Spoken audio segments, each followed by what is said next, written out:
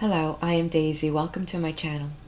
In this video, we're going through the book titled The Power of Your Subconscious Mind by Dr. Joseph Murphy. Before I move on to the next chapter, I'd like to say welcome if you're new, and to our subscribers here, welcome back. Hopefully you're enjoying this book. Before I move on to the next chapter, I'd like to talk a little bit about the previous chapter. It was a little bit delicate.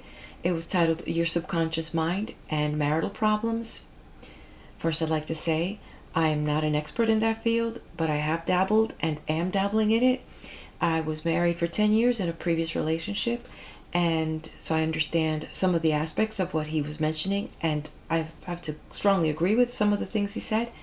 And definitely, I'm in a current relationship of 32 years, and I cannot take any credit for that because, my husband is very kind and just easygoing guy. So I'm very, very fortunate, and I do not take it for granted. And so the author starts off with what is like the meaning of marriage. And he talks that there needs to be some type of a mutual plan, a mutual agreement. And in that mutual agreement, there comes this harmony from that core purpose, and from there, it actually sets the precedent for almost everything into the future. And he talks really more about that as a couple, there must be a plan, a mutual purpose, some type of agreement moving forward. And from there comes a sense of harmony and the feeling of that oneness that really talks about, when two people come together, they become one. Well, from my personal experience, there must also be a sense of personal freedom and a sense of, in that freedom where you still have your identity, you can come together in the core purpose. So he also adds that it must be founded with a sense of sincerity, not of some hidden agenda that a person may have. Maybe that you're lonely, or maybe you have interest for money or security that you think you're going to get from the other person. And what I took from it is that the true meaning of marriage comes from sincere love for another being, that you're willing to fuse together in this goal that you both have, or you create these goals that you both have that you can pursue together. Now, one thing that I've learned from personal experience is that love is such an intangible, and that when you come into a relationship, and I remember one of the first things I told my husband is, I will never get to know you because we're constantly changing and growing. And as long as we allow that growth to happen, and we're going to be seeing this unfolding of each other's growth before our very eyes, the insecurities, the pleasures, the happiness, and all of that is constantly this dynamic that's just changing as we're not only changing mentally, spiritually, physically, but even our values begin to change as life experiences take us together through experiences of downs and ups. And it's really beautiful if it can be endured, and somewhat painful, the metamorphosis, not only of the partner, but also of the marriage, and also the love that just transcends its own self, like from that physical lust that begins to just be something altogether totally different. And I cannot explain it, but it's like all of it just seems to blend into something beautiful and should never be taken for granted. I mean, people do change as you get older, and you have sights for other things or longings for things of the past, and there's just the things that are, and that's the magic, of a marriage, that partnership. Now, Dr. Joseph Murphy touched up on, how to attract the ideal man or the ideal woman. I'm not going to go into too much detail on that because the how-tos is there, but he actually did say something that is very important to share, that you need to create it in your mind what it is that you're looking for. So in that means that you need to be sincerely honest with yourself and have that heart-to-heart. If you're a man, are you looking for something physical? Or if you're a woman, are you looking for safety? And what are the compromises? And is that fair to the other person?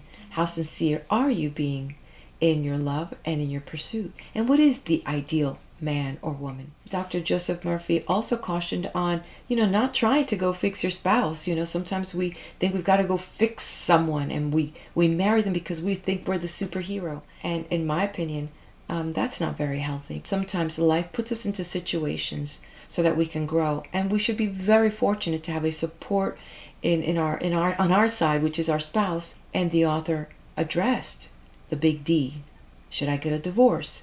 And he stated that a divorce is an individual problem, because there's something obviously that has come up. It cannot be generalized. I mean, what you're seeing as a problem may not generally be what the other person is experiencing. In some cases, a divorce is not the solution. I can only speak from personal experience, and I could say, like in my first relationship, in my second year, I had a red flag, and I wanted to get out of the relationship, but I gave it another 8 more years before I made that call. And there were just things I could not reconcile, and the best way out was that one. I have no shame in sharing this from my first relationship. I remember reaching a point where I said to myself, I don't want to have any hatred, any ill feelings, any resentments. I don't want to lose respect for this person. And I would rather be the one that, from this point on, at least when I look back, that I could say, okay, I didn't stay to create bad memories, and I could respect him for all that I learned within those 10 years. And I'm very grateful for that. And I'm also proud of myself for having the maturity to do that. And I did not allow myself to stay because I'm insecure about my future, that I was afraid that, I'm going to stay for security or for the money. And in hindsight, I'm so proud of everything that I became because of it. And I'm happy for who I am now. And, when it comes to this current relationship, there's been, over these last 32 years, there's been so many stress points. I think beyond the amount of stress points that can break a marriage. Yet, I don't know, maybe it's exactly what this author talked about, that, the marriage, going into it with sincerity, with love. But most, I think, important is that there is a goal and a purpose together, and not let it be the love. So I'm trying to figure out, what was it? Did we come together for the long haul? Because every now and then my husband looks at me and says, this is what I signed up for. And I'm like, oh Lord, there must have been something that we said to each other subconsciously that we're still here, because I know, and I don't take it for granted, there's always someone more beautiful, someone more young, somebody with money, somebody with brains. And that temptations are, the candy store's always out there. And my husband is 5 years younger than I am, so I know that these things are out there. And I don't take that for granted, And so the author did say that, a couple that prays together stays together.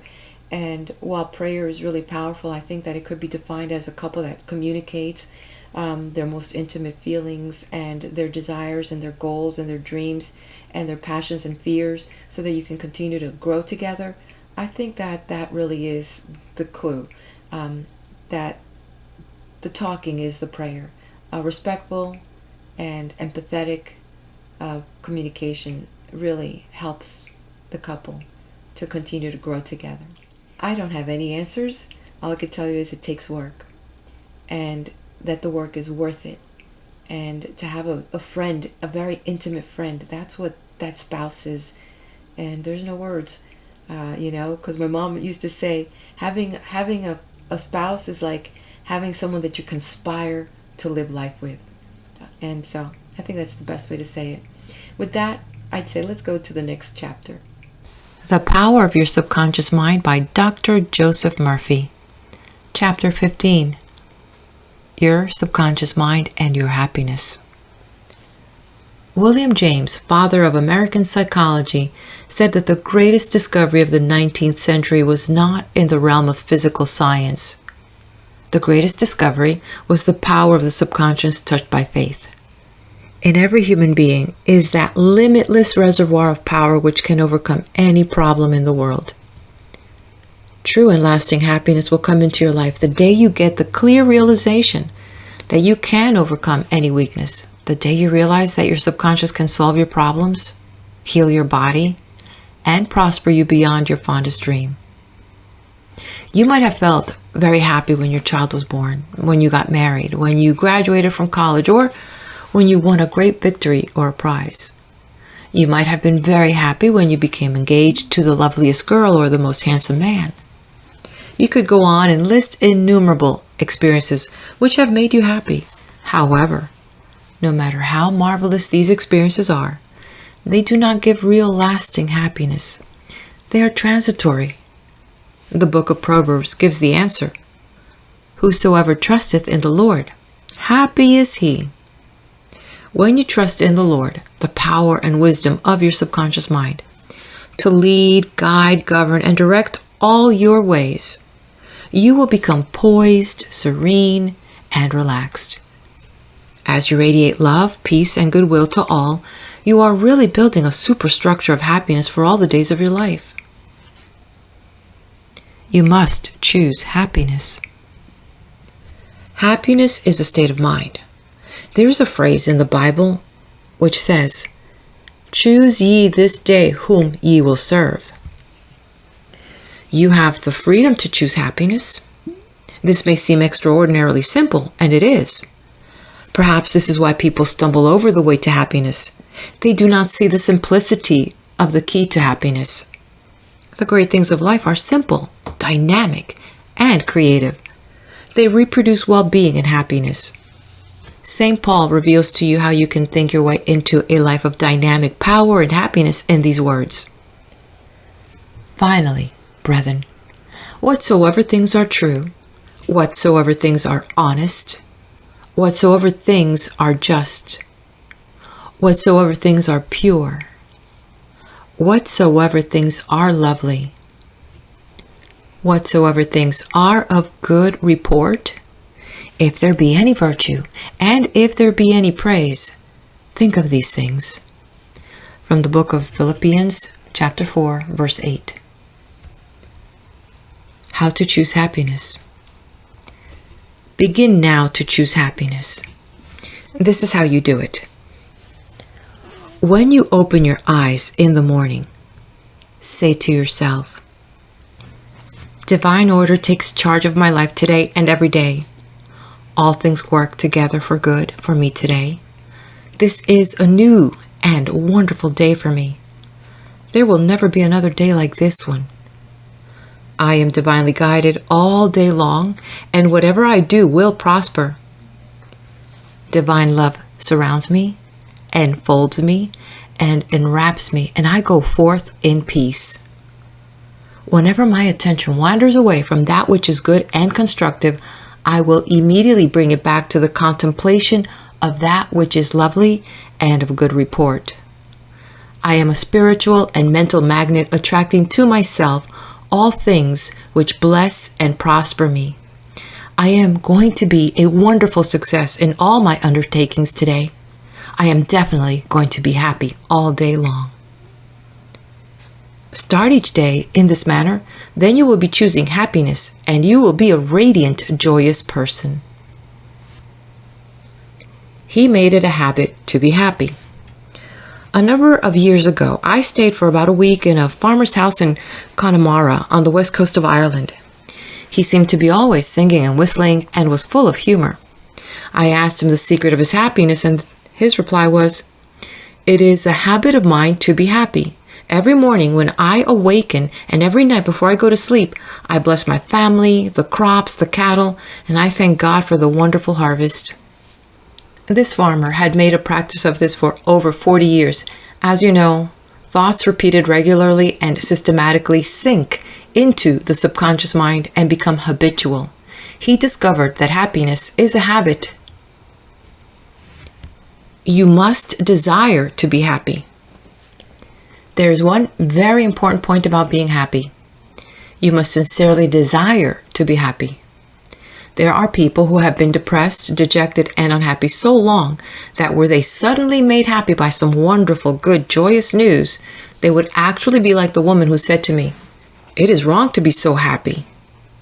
They have been so accustomed to the old mental patterns that they do not feel at home being happy. They long for the former depressed, unhappy state. I knew a woman in England who had rheumatism for many years. She would pat herself on the knee and say, "My rheumatism is bad today. I cannot go out. My rheumatism keeps me miserable." This dear elder lady got a lot of attention from her son, daughter, and the neighbors. She really wanted her rheumatism. She enjoyed her misery, as she called it. This woman did not really want to be happy. I suggested a curative procedure to her. I wrote down some biblical verses and told her that if she gave attention to these truths, her mental attitude would undoubtedly change and would result in her faith and confidence in being restored to health. She was not interested. There seems to be a peculiar mental, morbid streak in many people, whereby they seem to enjoy being miserable and sad. Why choose unhappiness? Many people choose unhappiness by entertaining those ideas. Today's a black day. Everything's going to be wrong. I'm not going to succeed. Everyone is against me. Business is bad, and it's going to get worse. I'm always late. I never get the breaks. He can, but I can't. If you have this attitude of mind, the first thing in the morning, you will attract all these experiences to you, and you will be very unhappy. Begin to realize that the world you live in is determined largely by what goes on in your mind. Marcus Aurelius, the great Roman philosopher and sage, said, "A man's life is what his thoughts make of it." Emerson, America's foremost philosopher, said, "A man is what he thinks all day long."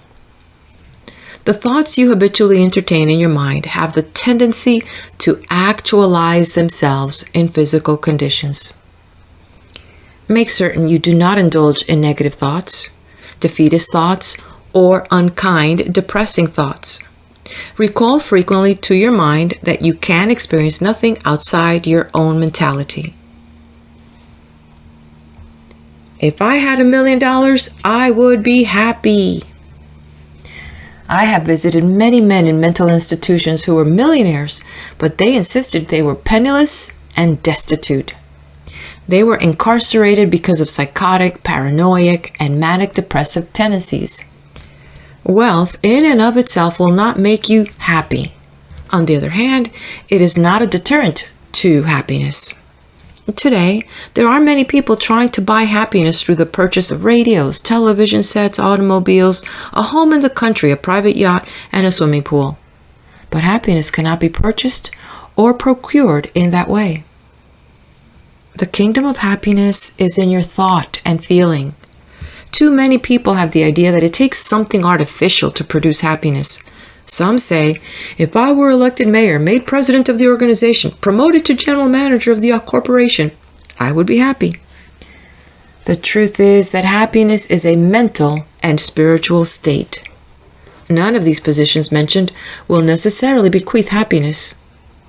Your strength, joy, and happiness consist in finding out the law of divine order and right action lodged in your subconscious mind, and by applying these principles in all phases of your life.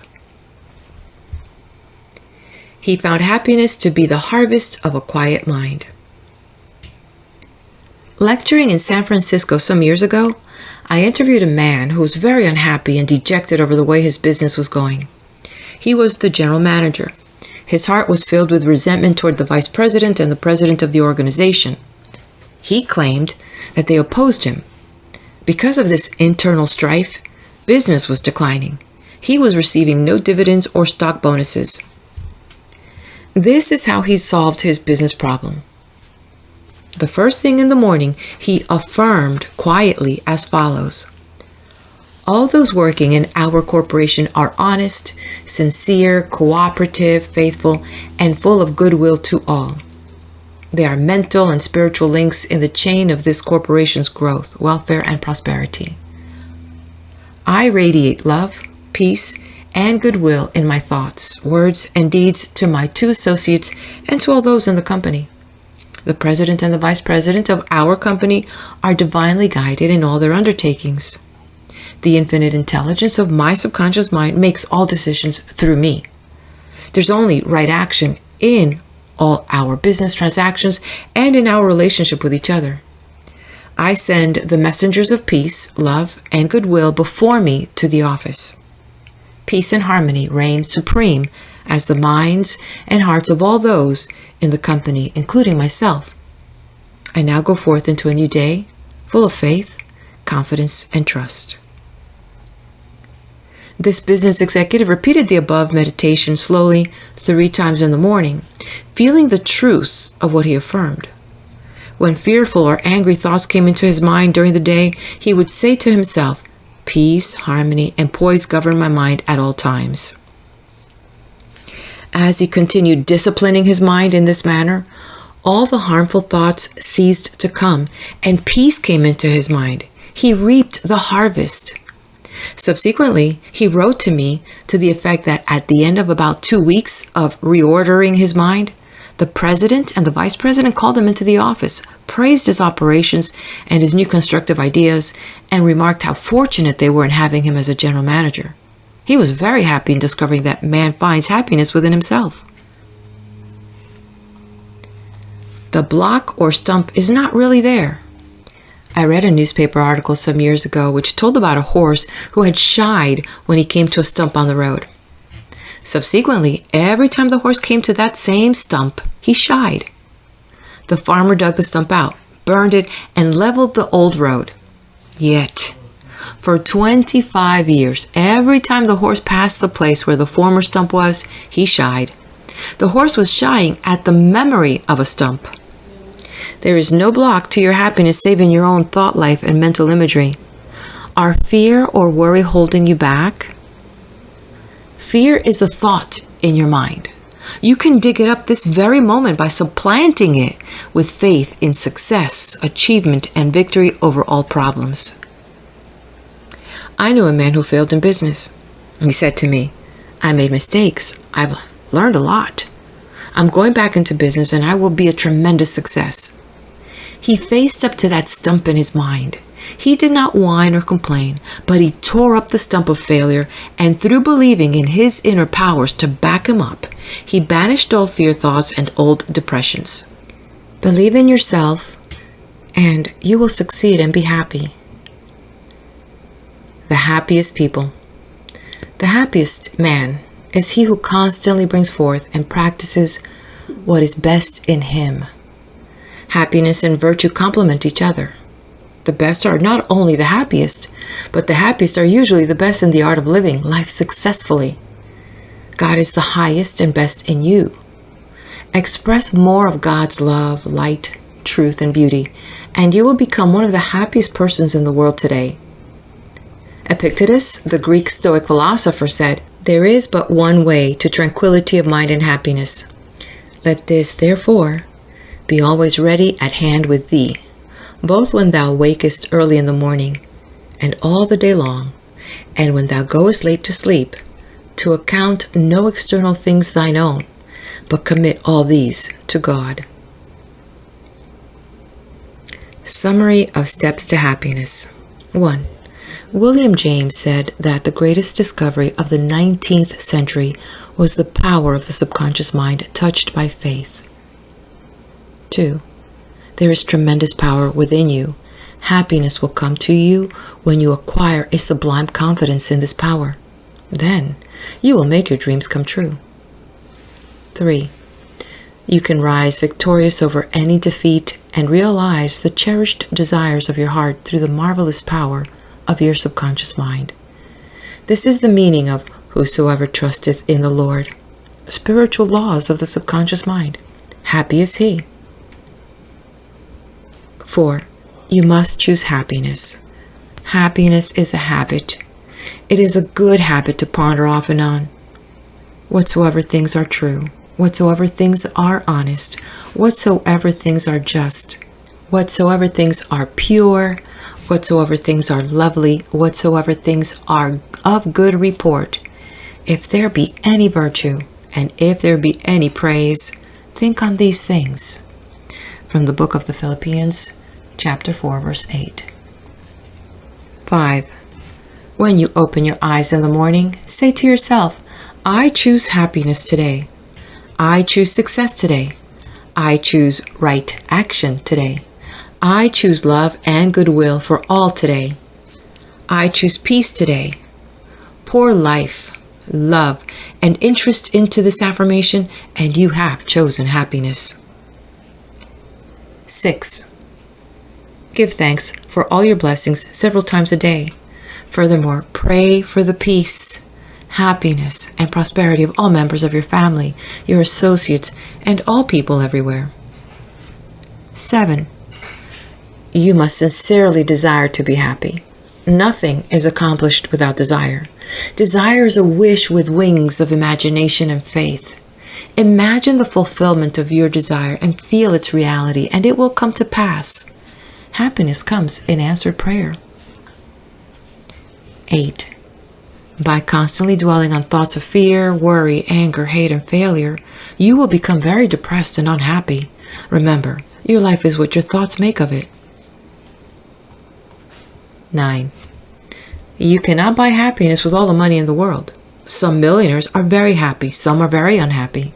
Many people with very little worldly goods are very happy, and some are very unhappy. Some single people are happy, and some are very unhappy. The kingdom of happiness is in your thought and feeling. 10. Happiness is the harvest of a quiet mind. Anchor your thoughts on peace, poise, security, and divine guidance, and your mind will be productive of happiness. 11. There is no block to your happiness. External things are not causative. These are effects, not cause. Take your cue from the only creative principle within you. Your thought is cause, and a new cause produces a new effect. Choose happiness. 12. The happiest man is he who brings forth the highest and best in him. God is the highest and best in him, for the kingdom of God is within. End of chapter. Like, share, and subscribe. Let's head over to the next video as we continue on with the book titled The Power of Your Subconscious Mind by Dr. Joseph Murphy.